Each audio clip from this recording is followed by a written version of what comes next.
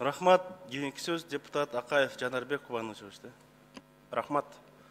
Урматтуу Өткүрбек Асылбекович, сиздин отчетуңузду окудук. Эң коррупциялашкан мамлекеттик органдарды тизмесинде окудук. Билим берүү министрлиги, саламаттык сактоо министрлиги, ички иштер министрлиги, жанагы эле жанагы 10 000 сом айлык алып иштеген милиция, врачтар, мугалимдер иштеген мекеме коррупциялашкан органдардын катарында турат. Эмне үчүн сиздин отчетто коррупциялашкан мамлекеттик органдардын катарында бажы кызматы, финполиция жок? Biz men докладдын өзүндө айтып өттүм, Жанарбек Кубанович.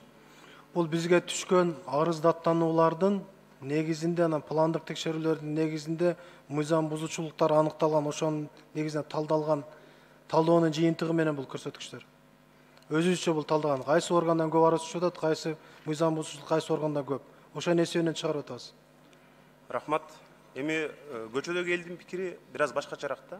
Бажы, каржы полициясы, коррупциялашкан орган катары баарыбызга белгилүү.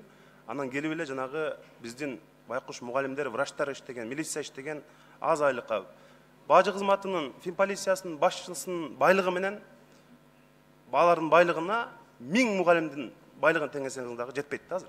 Менин оюмча. Экинчи суроом. Сиз эми башкы мыйзамды көзөмөлдөөчү органдын башчысыз.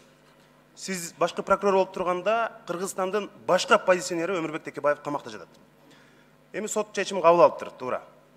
Азыр сот карап атат. Бирок мына жаңы кодекстер боюнча прокуратуранын негизги милдеттери тергөөнү кайра жандантып, жаңы кодекс ишке киргенден кийин караш келгенде ушул Өмүрбек Текебаевдин иши боюнча сиздин позицияңыз кандай?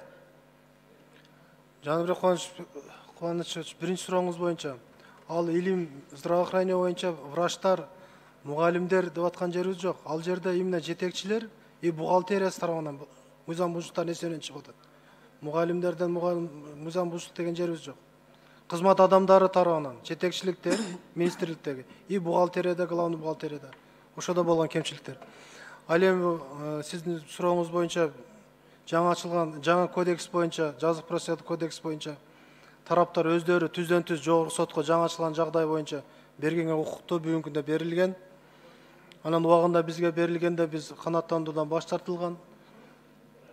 Ал тараптар тарабынан сотко, райондук сотко даттанылган. Биздин чечим ошончо күчүндө калган. Бүгүнкү күндө аз жогорку сотто каралса, ошол жерден дагы биз жана айтып өттүк, мыйзам чегинде карап чыкканга биз даярбыз деп. Рахмат. Мыйзамдын чегинде, бирок сиз дагы менимче эрктүүлүгүңүздү көрсөтө турган бир убакыт келди деп ойлойм да. Үчүнчү маселе.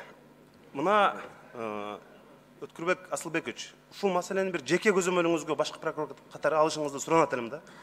Көрүстөн сатуу боюнча маркум журналист Мекенчи уулубуз Улан Эгизбаев иликтеген маселе, сиздер мына финполицияга бергенсиздер, булардан чынында үмүт өчүп баратат. Ушуну бир жеке көзөмөлүңүзгө алып бере аласызбы? Ошол проблеманы айтып даттанган адамдардын өздөрүн сотто айыпка жыгып койду да, эми бул коомчулук өтө таң калуу менен кабыл алды мунучу. Ушул ишти бир көзөмөлүңүзгө алып бере аласызбы? Ооба, көзөмөлгө алабыз. Бул боюнча жалпы 3 кылмыш иши козголгон. 2 кылмыш боюнча бүгүнкү күндө тергөөсү болуп атат, көзөмөлгө алабыз. 1 кылмыш боюнча сотко жөнөтүлүптүр, бүгүнкү күндө сотто каралып жатат. Ама тергөөсү жүрүп аткан кылмышты дагы контролго алабыз. Ички иштер министрлигинин өкүлү отурат. Мына Кашкар Жонушалиев министр келип, криминал боло берген, мындан ары да боло берет дептир. Ушул эми министрдин сөзүбү. 10 секунд. Биз ишкерлерди тоногон криминалдын баарын ордун түрмөдөн көрсөтөбүз. Аларды жок кылабыз деп сүйлөш керек да министр.